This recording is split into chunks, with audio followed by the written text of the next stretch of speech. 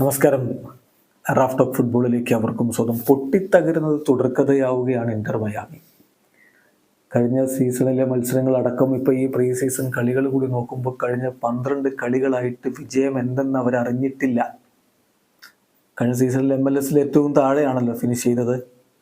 ഈ സീസണിൽ കാര്യങ്ങളൊക്കെ മാറ്റിമറിക്കാൻ വേണ്ടി ടീമിലേക്ക് പുതിയ അഡീഷൻസ് ഒക്കെ ചെയ്തുകൊണ്ട് നല്ല പ്രീ സീസൺ ടൂറുകളൊക്കെ സംഘടിപ്പിച്ച് കരുത്തോടുകൂടി MLS കളിക്കാൻ വേണ്ടിയിട്ടുള്ള പുറപ്പാടിലാണ് ഏതായാലും ടാറ്റ മാർട്ടിനോയും സംഘവും ഉള്ളത്.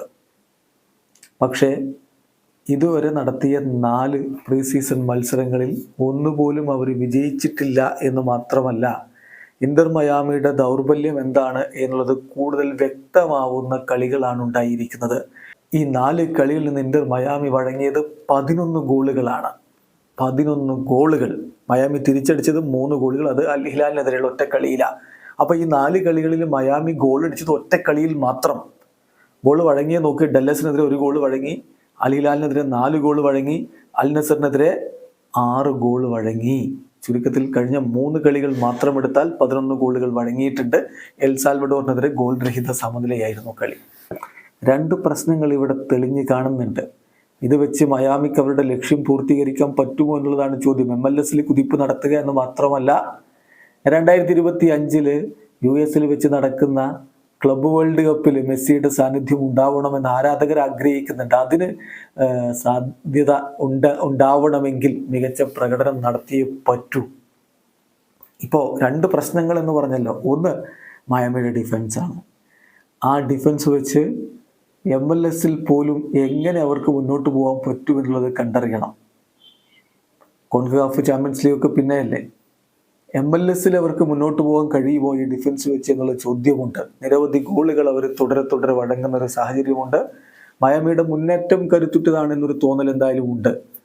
അതും പക്ഷേ കഴിഞ്ഞ 4 കളികളിൽ ഒറ്റ കളിയിലെ ഗോൾ അടിച്ചുള്ളൂ. സുവാരസിൻ്റെ പെർഫോമൻസ് വലിയ രൂപത്തിലൊരു കൺസേൺ ആണിപ്പോൾ. അദ്ദേഹത്തിന് എന്തായാലും പഴയ സുവാരസ് അല്ല, അത് നമുക്കറിയാം. അദ്ദേഹത്തിന് പ്രശ്നങ്ങളുണ്ട്. കാൽമുട്ടിന് പ്രശ്നമുള്ളത് കൊണ്ടാണ് ബ്രസീലിയൻ ഫുട്ബോളിൻ്റെ ഇൻറ്റൻസിറ്റിക്കൊപ്പം പിടിച്ചു നിൽക്കാൻ പറ്റാത്തത് കൊണ്ടാണ് താൻ വിടുന്നത് എന്ന് ഗ്രമിയോയിൽ നിന്ന് വിടവാങ്ങുന്ന സമയത്ത് സുവാരസ് എന്നെ തുറന്നു പറഞ്ഞതാണ്. ആ സുവാരസിനെ മാത്രം മുന്നിൽ നിർത്തിക്കൊണ്ടൊരു അറ്റാക്കിലേക്ക് ഇന്റർ മയാമി പോകുമ്പോൾ എത്രത്തോളം കാര്യങ്ങൾ അവർക്ക് അനുകൂലമാവും എന്ന ചോദ്യവുമുണ്ട്. ചുരുക്കത്തിൽ മയാമിയുടെ കാര്യത്തിൽ ആശങ്കകൾ ഏറുകയാണ്. ഇതുവരെ കളിച്ച കളികളിലൊന്നും പ്രതീക്ഷയുടെ ഒരു ചെറിയ വെളിച്ചം പോലും ഇല്ല എന്നുള്ളതാണ് യാഥാർത്ഥ്യം. ഇപ്പോൾ മെസ്സിക്ക് പരിക്കിൻ്റെ പ്രശ്നങ്ങൾ കൂടി കാണുമ്പോൾ മയാമി ആരാധകർ എന്തായാലും ആശങ്കയിലാണ്.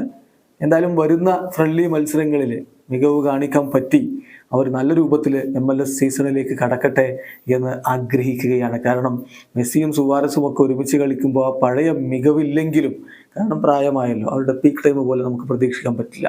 എങ്കിലും പഴയ ആ നല്ല നാളുകളുടെ മിന്നലാട്ടങ്ങൾ കാണാൻ കഴിയുമെന്ന് തന്നെയാണ് നമ്മളൊക്കെ ആഗ്രഹിക്കുന്നതും പ്രതീക്ഷിക്കുന്നതും. അതിനവർക്ക് സാധിക്കട്ടെ. വീഡിയോ അവസാനിക്കുന്നു. ഫുട്ബോൾ ലോകത്തെ കൂടുതൽ വിശേഷങ്ങളുമായി റാഫ് ടോക്സ്.